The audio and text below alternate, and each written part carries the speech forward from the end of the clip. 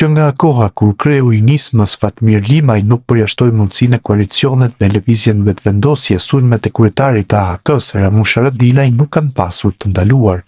Haradinaj komentoi deklaratat e kreut të nismës Fatmir Limaj, ku ky i fundit nuk e përjashtoi mundësinë e një koalicioni të mundshëm me vetëvendosjen, duke thënë se mund të jenë strategji negociuese.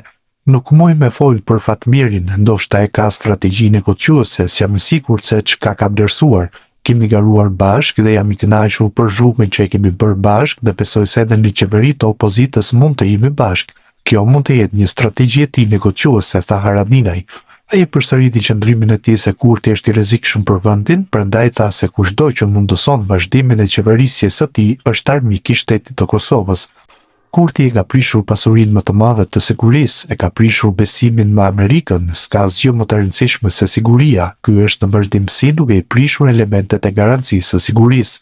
Mund ja dua të mirën edhe nismës edhe Limajt, siç ja dua të mirën çdo njeriu që ato të mirën në vendit. Qëndrimi është i qartë se nëse e ndihmojmë Kurtin, po i ndihmojmë armiqtë e Kosovës, tha Haradinaj. Gjithashtu ai shtoi se partneri i tij i koalicionit Fatmir Limaj nuk ka diskutuar me të para se të dilte me qëndrimet për mundësinë e një koalicioni me lëvizjen vetëvendosje, ndërsa shtoi se Limaj nuk ka komunikuar nga 20 shkurti kur ky i fundit kishte dhënë një intervistë lidhur me këtë çështje. Apo përballimi me qëndrime të ndryshme mes Haradinajt dhe Limajt dhe sa mund të zgjasë ky koalicion në mesvete, kur ka kështu deklaratash. Në lidhje me këtë temë, në një prononcim për Buta Sot ka folur analisti politik Zejnullah Jakupi. Ai përmendi deklaratat e grupallës në lidhje me Haradinajin, duke i dhënë të drejtë në ato se çfarë ajo kishte thënë në vitin 2005. Për Ramush Haradinajin, më së miri ka deklaruar Donika Gërvalla, ish zëdhënësja e Lidhjes Demokratike të Kosovës, tani ministre punëve të jashtme, e cila qysh në vitin 2005 për gazeta gjermane e quante lirimin e Ramush Haradinajit si kërcënim për rajonin. Madje Gërvalla atëherë kishte akuzuar gjithashtu shtetet perëndimore për nënmbështetje të politikantëve si Haradinaj, u shpreh ai. Bëte analisti thotë që akuzat ndaj Kurtit janë të pabaza sepse Kurti punon për interesat e Kosovës dhe jo ato personale. Çka ndryshoi nga atëherë? Asgjë. Zoti Haradinaj ka vazhduar me akuzat ndaj Albin Kurtit dhe këto akuza janë të pabaza sepse nuk ka fakte kur deklaron se Albin Kurti është i rrezikshëm për shtetin. Shpifjet e tija i bën që të dëmtojë imazhin e Albin Kurtit në publik, por kote ka sepse i gjithë Kosova e ka kuptuar se Albin Kurti është patriot i madh, por ndoshta pak i ashpër me ata që korruptohen dhe synim kanë jo interesat e Kosovës, por interesat e tyre personale. Po ky komandanti Çakorrit ishte në gjendje të shtiste në pazar dhe votuesit e pat u bindën me veprat e tija, prandaj nuk e votojnë. Te ky, kur e ka kuptuar se është vazhdimisht në luftë për të mos mbetur jashtë kuvendit, e sulmon Albin Kurtin me shpifje, shpjegoi atanisti. Sipas tij, absurde është sjellja e Haradinajit ndaj Limajt, i cili përkundër spaltimit politik me Albin Kurtin, kur është interesi i Kosovës, pranon të jetë pjesë e qeverisë Kurti 3. Duhet thënë se Ramush Haradinaj ka merita në luftë dhe sakrificën e familjes të dëshmorit të saj Luan Haradinaj nuk mund ta mohojë askush, por ky kontribut nuk i jep të drejtë që të fyej dhe të shpjef ndaj Albin Kurtit. Në politik duhet kuadro të reja dhe të shkolluara. Tani më ka kaluar koha e gjeneratës që me kontributin në luftë merrin pozita dhe institucione dhe madje po bëhen pengese për parimin dhe përmirësimit e imazhit të Kosovës në botë.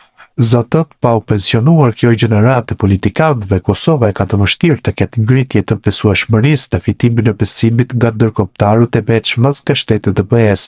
Për absurde është sjellja e Haradinajit ndaj Limajt, i cili përkundër mos pajtimit politik me Albin Kurtin, kur është interesi i Kosovës, pranon të jetë pjesë e qeverisë Kurti 3, duke emituar në këtë rast shembullin e Gjermanisë ku partitë politike CDU, CSU, SPD ka ndërë shembullin më të mirë se si duhet të veprohet kur e kërkon vendi.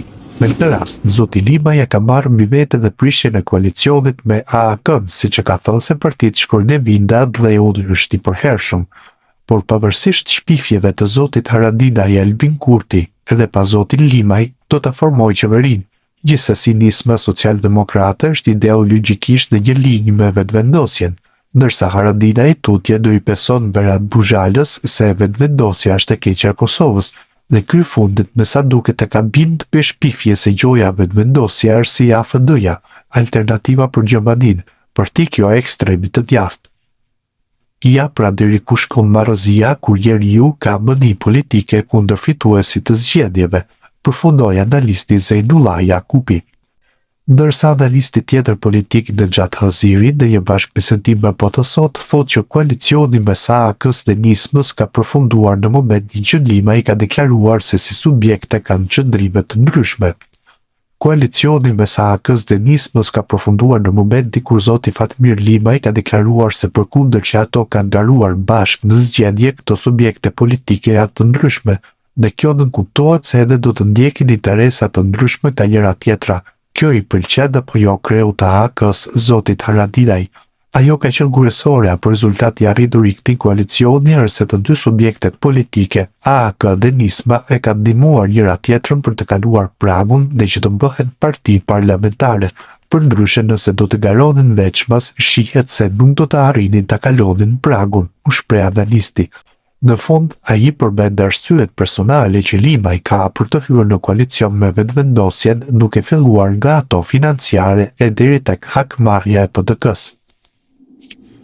Lëvizjet e zotit Limaj në drejtim të një koalicioni me vendvendosje nuk janë lëvizje për inat apo kundër zotit Haradinaj, por janë për arsye personale të vetë zotit Limaj.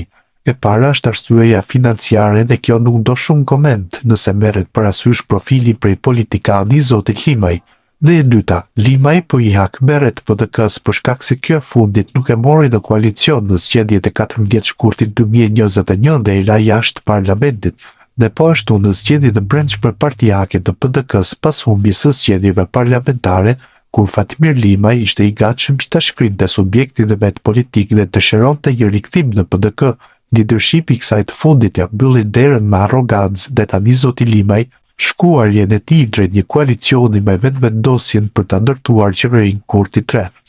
E sheh një rast të mirë që t'i hakmerret PDK-s, ndërsa bazuar në deklaratat e fundit edhe të zotit Haradinaj, shihet se në mes tij dhe zotit Limaj ka përfunduar ajo martesa për letra, dhe se cili subjekt politik tashmë do të ndjek rrugët e vet, përfundoi Haziri.